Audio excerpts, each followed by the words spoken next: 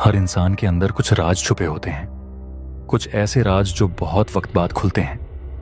ये कहानी रामपुर गांव की है।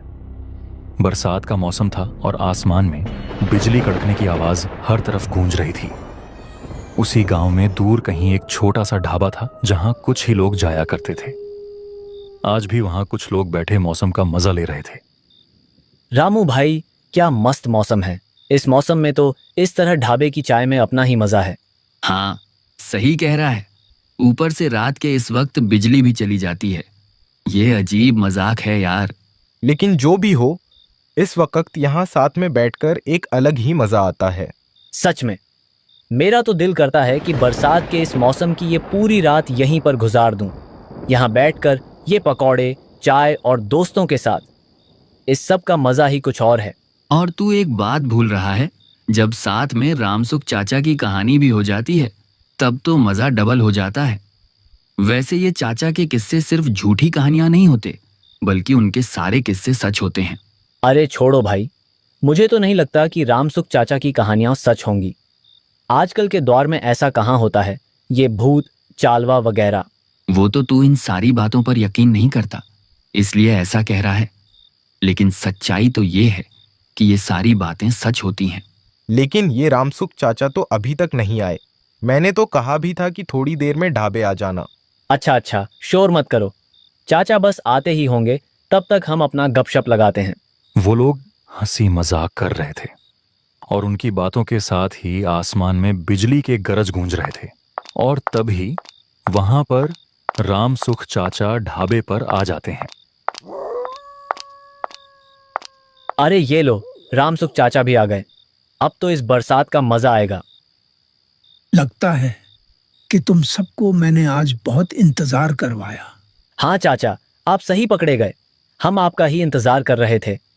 लेकिन क्या हुआ, आज इतनी देर क्यों हो गई?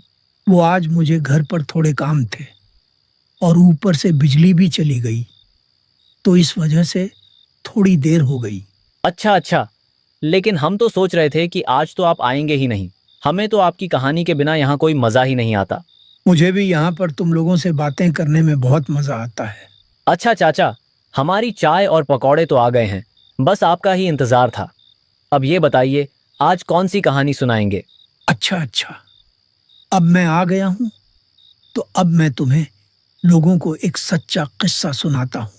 चाचा वहीं ढाबे पर बैठ जाते हैं और उन्हें कहानी सुनाना शुरू कर देते हैं। अच्छा, आज मैं तुम्हें लोगों को अपनी जिंदगी का एक खौफनाक किस्सा सुनाने जा रहा हूँ।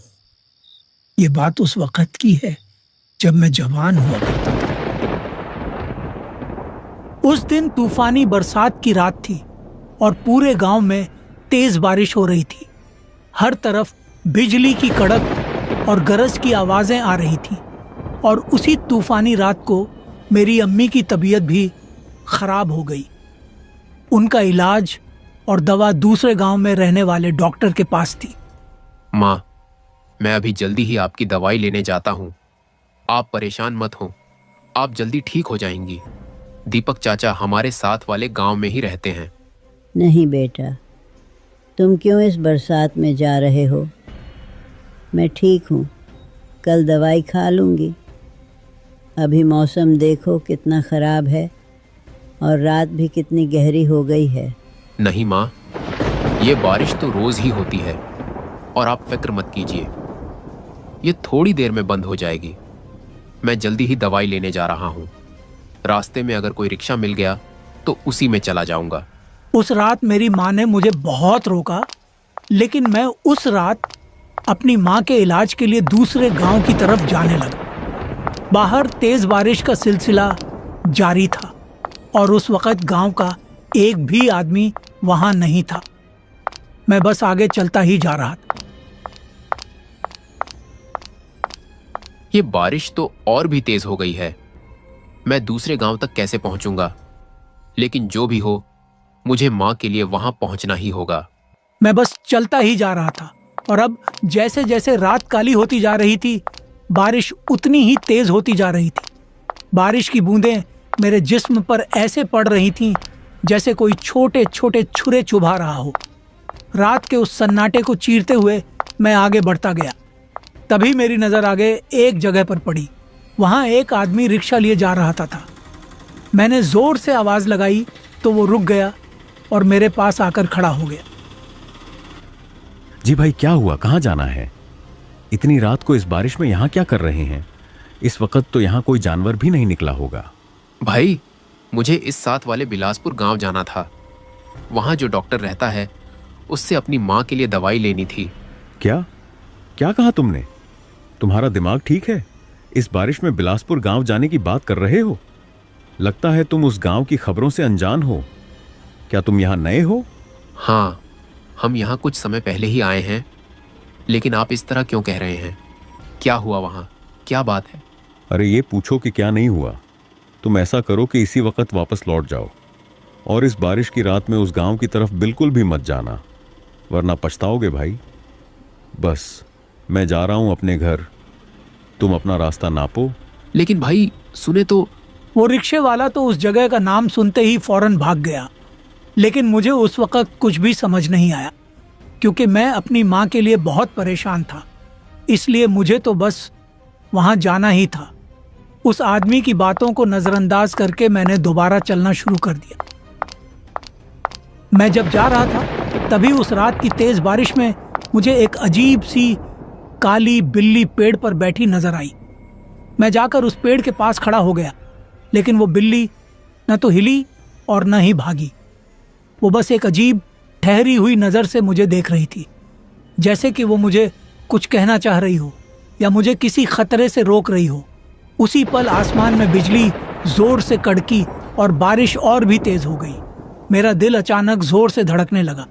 मैंने बिना एक पल गंवाए वहां से कदम खींच ली और जल्दी से दूसरे रास्ते पर चलने लगा। मैं फिर थोड़ी देर के लिए रुकने के लिए एक पेड़ के नीचे खड़ा हो गया। मैंने सोचा कि शायद ये बारिश थोड़े समय में बंद हो जाए। तभी मेरे सामने से एक बेहद प्यारी सी लड़की आई और मेरे साथ खड़ी हो गई। वह मुझे बस घूरते ही जा रही थी। वैसे एक तरफ मेरे दिल को थोड़ी तसल्ली भी मिल गई कि चलो, इस बरसात की रात में इस सुनसान जगह पर कोई और भी है। फिर कुछ देर बाद मैंने उससे कहा, आप कौन हैं और इस बरसात में इस सुनसान रास्ते पर अकेले क्या कर रहे हैं? मैं इस गांव में काम करती हूँ। मेरा घर इसके साथ वाले गांव में है। मुझे आज देर हो गई थी और मैं घर जा रही थी, लेकिन आधे रास्ते में ही मैं फंस गई। ये तेज बारिश शुरू हो गई, जो कि अभी तक बंद होने का नाम ही नहीं ले रही। अच्छा, वैसे मुझे लगा था कि शायद मैं ही इस सुनसान जगह पर अकेले जा रहा हूं, लेकिन अब थोड़ी तसल्ली हो गई कि आप भी उस गांव की तरफ इसी रास्ते पर हैं। वैसे मैं भी उसी गांव की तरफ ही जा रहा हूं। ये तो फिर बहुत अच्छी बात है। आप प्लीज मेरी मदद कर सकते हैं। मुझे इस बरसात की रात में इस सुनसान रास्ते से जाने में डर लग रहा है। यहाँ पर ना तो कोई रिक्शा है इस वक्त और ना ही कोई टैक्सी। मदद? लेकिन कैसे मदद करूं मैं आपकी? आप भी उस गांव की तरफ जा रहे हैं, मेरा घर भी वहां है। क्या आप ऐसा कर सकते हैं कि हम साथ में ही वहां चलें? आप पहले मुझे जल्दी से वहां छोड़ दीजिए, फिर आप अपने रास्ते चले जाइए। प्लीज, मैं अकेले नहीं जा पाऊंगी। ठीक है, मैं वैसे भी वहां ही जा रहा था। मैं आपको हिफाजत से घर छोड़ दूंगा, फिर मैं अपने काम के लिए चला जाऊंगा। अच्छा, सही है। आपका बहुत बहुत शुक्रिया। अब मैं और वो लड़की उस तेज बारिश में साथ में ही सफर करने लगे। पूरे रास्ते में बारिश की बूंदें तेजी से हमारे जिस्म पर पड़ रही थीं। रास्ता और भी सुनसान हो गया था।